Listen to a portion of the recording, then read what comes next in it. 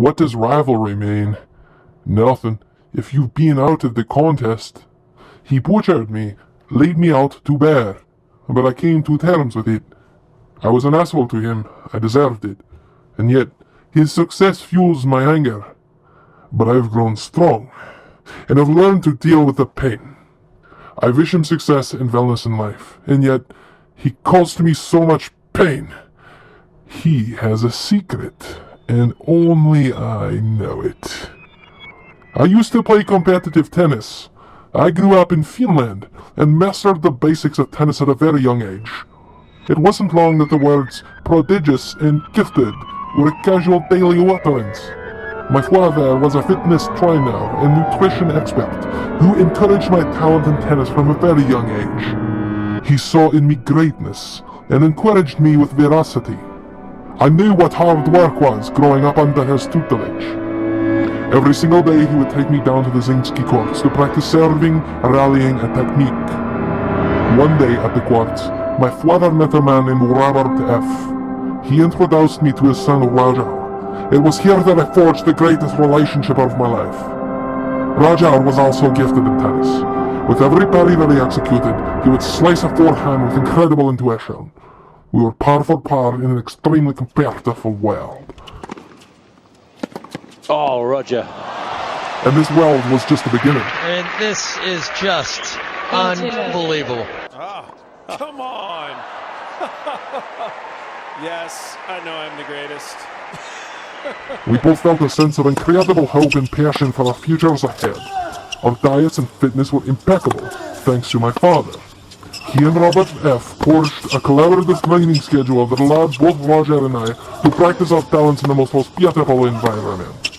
And then we got to our first competitive tournament. That is insane tennis! I won the match. Well, he's just reaching that pitch, isn't it, where he's like an unwritten language. Grand slam after grand slam. I mean, you make it look so easy. Sometimes you just watch. Just watch.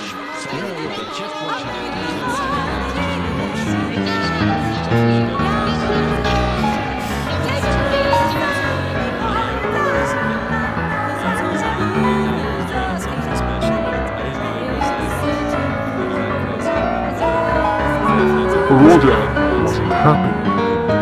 Never was Robert F. He withdrew himself and Roger from my lap and from my father.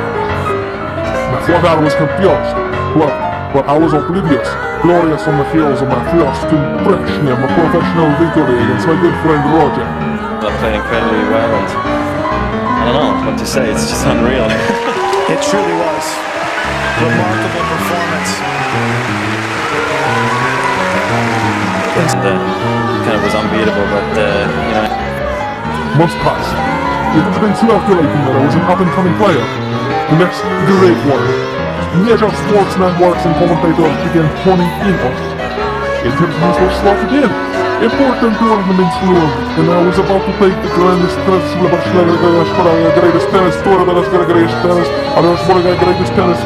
that I would ever reveal. Robert F. and his son, my new old playmate Roger, were more silent than ever. It was then that a great sickness took over me. Showing up, or for my first press interview, I vomited wildly all over myself.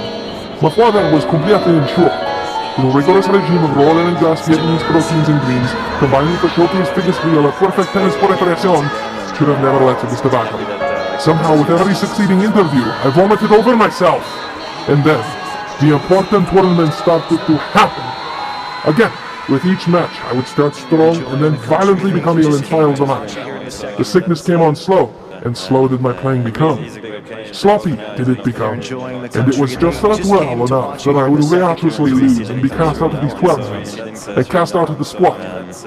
Suddenly, Roger appeared. Slotted in as a second-place backup contender, he won entrance fees to all of the tournaments and matches that I had gradually failed and fallen from, due to this mysterious illness. My father, a fitness and nutrition expert, reeled back in stunned disbelief. His steadfast devotion and passion for my game had led only to my failure. I'm a fitness and nutrition expert. I'm a fitness and nutrition expert. And here stood my greatest competitor, an inferior rival who never had stood a chance against my great intuitive power over tennis. Roger continued to dominate, and soon the press were hot on his heels. He began to win tournaments, bigger tournaments, larger ones, the greatest ones, and his name was written in history. My father gave up, turned his back on me. He never utters the word tennis to this day, and one must ask themselves, why? Robert F. poisoned me. When his son lost to me in that first major tournament, Robert F. couldn't stand the humiliation of defeat. For him, tennis had nothing to do with it. A strange and intense rivalry had formed between him and my father. I didn't know of the poisoning until after Roger had achieved his fame. I got a press pass to a 2009 Roland Garros tournament, and Roger approached me in the players' lounge. He told me everything. He told me how his father had poisoned me, and how because of this I would never be a good player as he. He laughed at me. He stared into my eyes and told me that his father had taught me. He laughed at my father, and how he was a failed fitness and nutrition expert. I was stunned and couldn't respond. I left France disillusioned. I could have risen to greatness, but I failed. And yet, hope must rise. The mirror of my past can serve as a lesson. I must seek a fitness and nutrition expert to be a god of salvation. Only then can I be saved.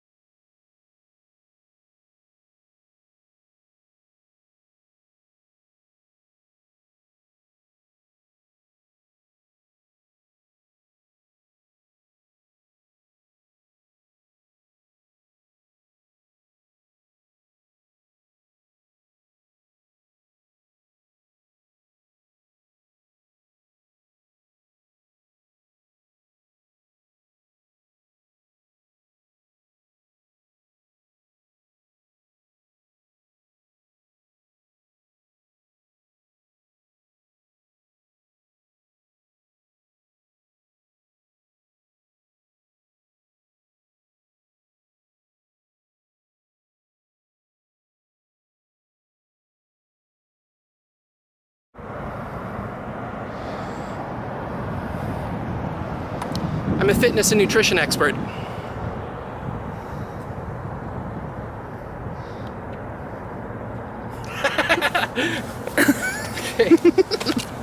Okay, Albert, just do it again, but you walk up to the camera from there. From here? Okay. Yeah, and stop, but you gotta do your line kind of loud at the green line. At the green line? Yeah, and action.